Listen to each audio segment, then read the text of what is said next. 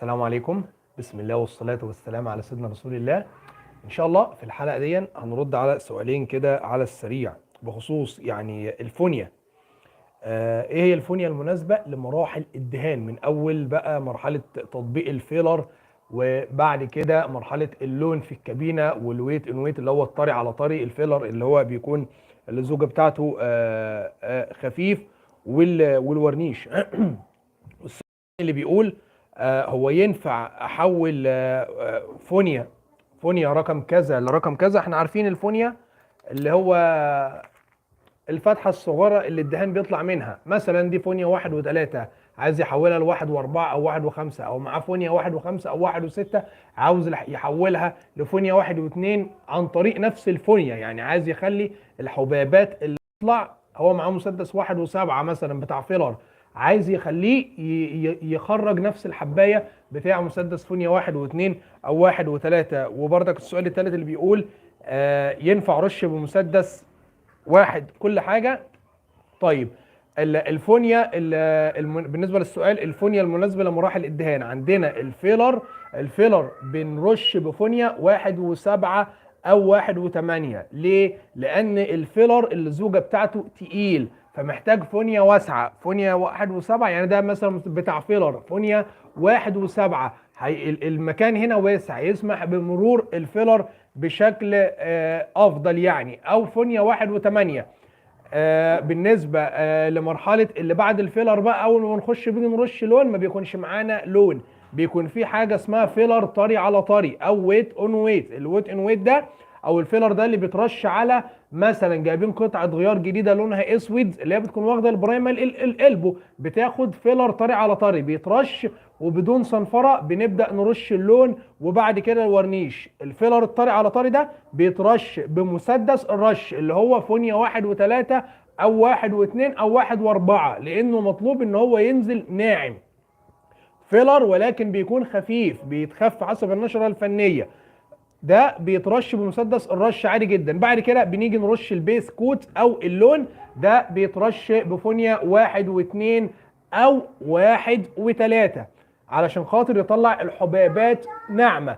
1 و3 يعني علشان خاطر يرمي معاك. 1 و2 هيطلع حبيبات اصغر، ولكن 1 و3 هيرمي ويفرش معاك، خصوصا ان في اصدارات مسدسات كل ما الفونيا وسعت كل ما كان عرض الرايه اكبر، وده مش على كل المسدسات ولكن بعض الموديلات. بالنسبه للورنيش فونيا 1 و3 او 1 و4. ليه الورنيش؟ احنا محتاجين ان احنا نرمي ورنيش ونعلي الهواء شويه علشان خاطر ان الورنيش يطلع معانا سايح. يعني هل ما ينفعش ب1 و2؟ لا، ينفع عادي جدا ويطلع لك قرصايه صغيره وناعمه، ولكن فكره 1 و3 او 1 و4 علشان خاطر يرمي معاك ورنيش ويسيح معاك الورنيش. بالنسبة للسؤال بقى اللي هو بتاع هو ينفع احول فونيا من مقاس مثلا 1 و2 اخليها 1 و4، او هو معاه فونيا 1 و4 او 1 و5 عاوز يخليها ترش النتيجة بتاع فونيا 1 و2 او 1 و3، يعني مش هتكون بنفس الدقة، ولكن انت هتعرف توصل وتقرب. ازاي؟ احنا مثلا معانا فونيا 1 و7، عايز اخليها تديني النتيجة بتاعت فونيا 1 و2 او 1 و3، هضطر ان انا اعلي الهواء. ليه؟ الدهان اللي بينزل من هنا كل ما بيقابل هواء ضعيف بيطلع الحبيبات تخينة، وكل ما بيقابل الهواء جديد هيطلع الحبيبات صغيرة. وده يعني الفونيا مسدس فونيا 1 و2 هيطلع الحبايه صغيره دقيقه ناعمه، وهو ده المطلوب على ضغط هواء 2 بار. انما فونيا 1 و7 علشان خاطر يطلع لك الفونيا صغيره وناعمه، مش محتاج ان انت تديله 2 بار بقى، لا، محتاج ان انت ترش بيه على 3 او 3.5 بار علشان خاطر يقدر ان هو ينعم لك الحبايه ويخليها زي ال1 و2 او 1 و3. ولو معاك مسدس فونيا 1 و2 او 1 و3 وعايزه يطلع حبايه خشنه او حبايه تخينه زي 1 و7، هتضطر ان انت تقلل الهواء، لان الدهان لما بينزل بيقابل هواء ضعيف بيطلع الحبيبات او الخرز ناعم. فهي الفكره كلها في ضغط الهواء، وده اللي بتتكلم فيه انظمه الدهانات اللي هو الاتش في او ال في وهكذا. فضغط الهواء كل ما الهواء زاد كل ما هيكسر لك الحبيبات، كل ما قل كل ما هيخلي الحبيبات صغيره معاك. بالنسبه بقى للسؤال اللي هو ينفع ارش بمسدس واحد كل حاجه، ينفع ادام فهمت الكلام اللي قلنا عليه دون، ولكن مش هتكون بنفس الدقه بتاعت المسدس اللي هو مسدس تمنايه للمرمات، مسدس 1 و3 للبيس كوت، مسدس 1 و4 للكلير كوت، وهكذا. ولكن ينفع اديك انت كده يعني الحمد لله فاهم القصه كلها ايه مسدس فيلر. يعني هتقلل الهواء علشان خاطر تعرف تلمي الفيلر مثلا، لان مش هيكون مهم عندك ان الخرزه تكون تخينه او حاجه. ده لو انت مثلا معاك مسدس 1 و3 هينفع ترش بيه، اجي ارش بيه الفيلر هقلل الهواء. 1 و3 معروف 2 بار مثلا بيرش على معظم انظمه الدهانات، فانا هرش بيس كوت هرش بيه عادي، كلير كوت هرش بيه زي الفل على 2 بار. هاجي ارش بيه الفيلر مش هرش بقى على 2 بار، لا انا ممكن اقلل شويه. ليه؟ علشان خاطر اعرف ارمي الفيلر واخلي القطعه تستفاد بالفيلر باكبر خامه ما هتضرش يعني.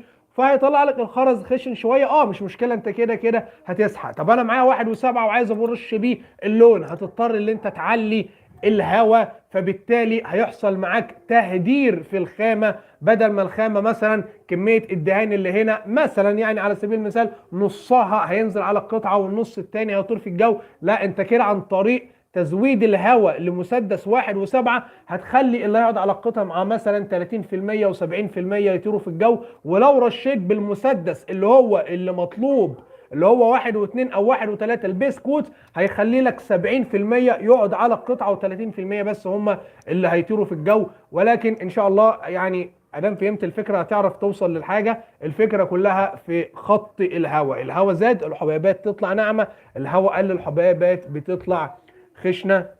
واللي عنده اي اضافه يسيبها في التعليقات يا رجاله. يا رب الفيديو يكون سهل ومفيد.